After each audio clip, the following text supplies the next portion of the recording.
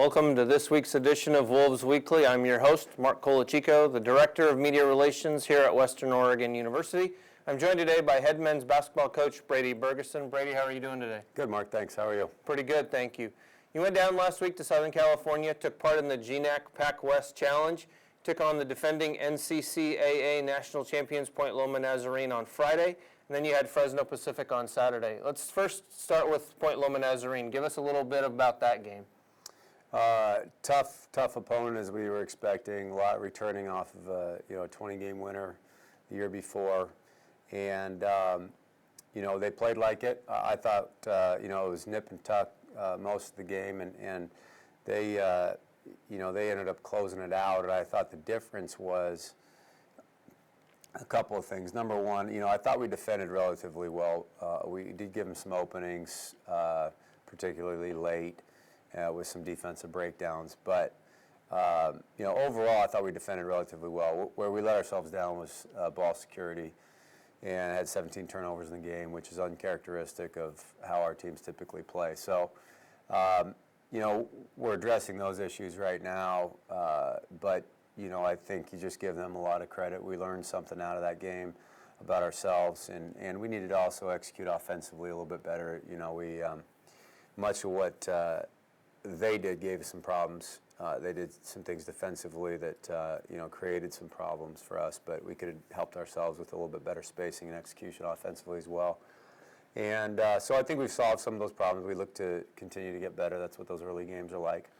And just give them credit. They shot it well, and the missing piece for us was the boards, and they out-rebounded us in that game. And I thought that was maybe tipped the scales at the very end.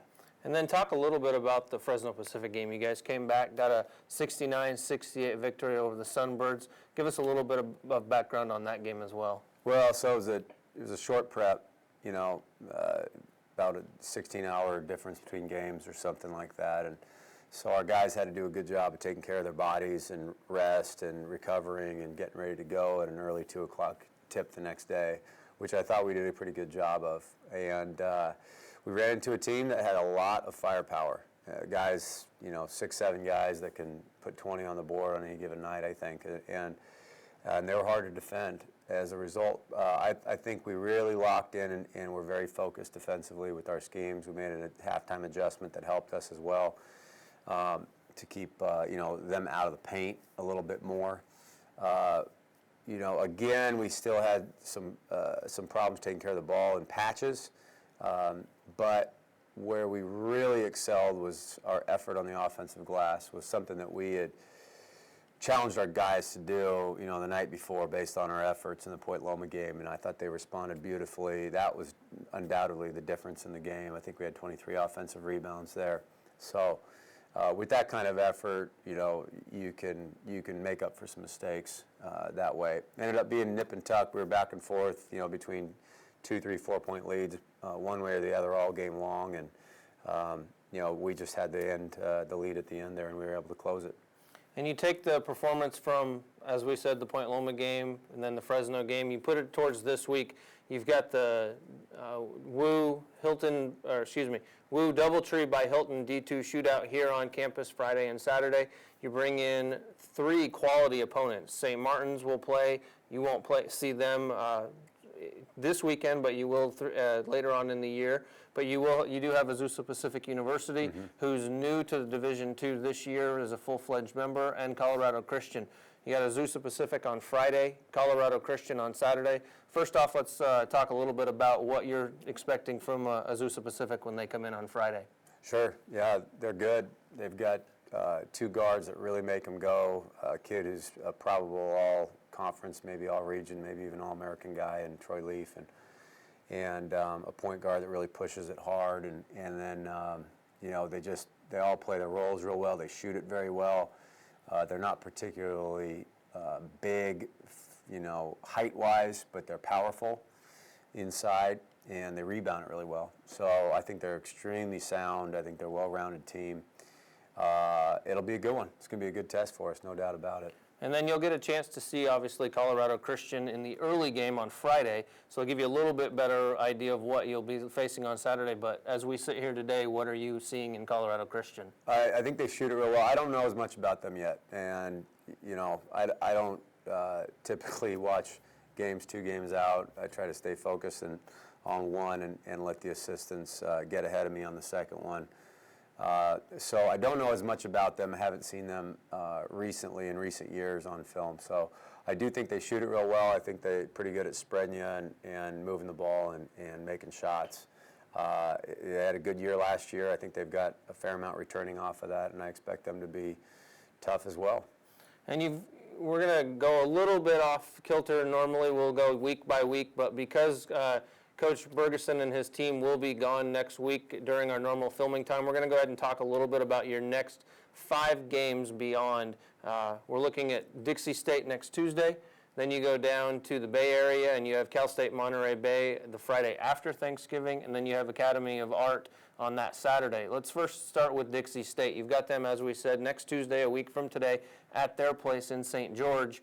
What have you seen? As you say, you usually don't go 2 games ahead, but what are you looking at scout-wise for Dixie State? So this patch of games here is going to be, something we have, been looking at for some time now in our schedule, meaning we've got, starting on Friday, we'll have 5 games in 8 days, in 4 different cities. And it's a little bit of an NBA schedule for, a week and a half anyway. And so there's a lot of travel involved, a lot of short prep involved.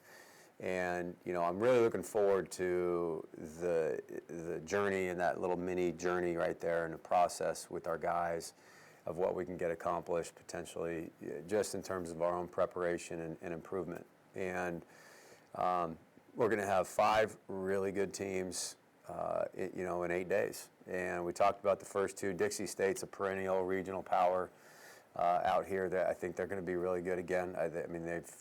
They just reload every year. They beat us in a very close game out here last year, early in the year, and we're returning back to their place. And everybody says it's a tough place to play, and I love that. I think that's good for your kids to go and experience places that are different and hard to play in and hostile environments. And so that life on the road mentality and us against the world mentality can kind of come out and evolve throughout the year when you get these experiences here. So we're looking forward to that. And then look a little bit individual-wise. Andy Avgi had a good weekend down in San Diego. Lewis Thomas had kind of a breakout game on Friday against Point Loma with 12 points, and then Devon Alexander equaled Andy's point total on Saturday. What are you seeing early season individual-wise? Well, I think for the most part, our patterns are what we want them to be, meaning, we want to make sure that we're getting enough touches by our best scorers in places that they can make shots a lot. And I don't think we've done a great job, but I think we've done a decent job this early in the year. I think the ball distribution's been pretty good. I think our ball movement and our willingness and interest in moving the ball and letting the ball find the open person is something that we try to really make as a trademark in our offense, and I think our guys are into that.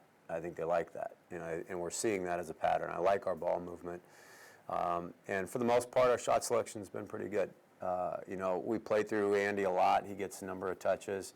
He was aggressive as he should be down there over the weekend, and when he's doing that and we're getting him, the right touches, he's hard to stop. You mentioned Lewis. He got going. He's a guy where you definitely got to guard him. You can't leave him open. He can really make shots, but he kind of lets. He tends to, for the most part, he really lets things come to him, and he's also very good at making the extra passes and making others better. So, but he made some threes in that weekend, and that helped us without a doubt. Devon got kind of struggled in the first game. Couldn't really get him going much, and responded in the second game and really gave us a nice lift. But again, I look, more at the guys that aren't shooting the ball in terms of, making the extra pass, making the unselfish play, setting the screen, doing things like that, having proper spacing off the ball so that the right guys can be open. those things are the things that don't show up on the stat sheet that are, continuing to improve in our offense. Well, Coach, we wish you good luck. As you say, you've got a tough stretch, 5 games in 8 days, starting on Friday with the WOU Double Tree by Hilton D2 Shootout. Thanks for tuning in. We'll see you next week, and as always, go Wolves.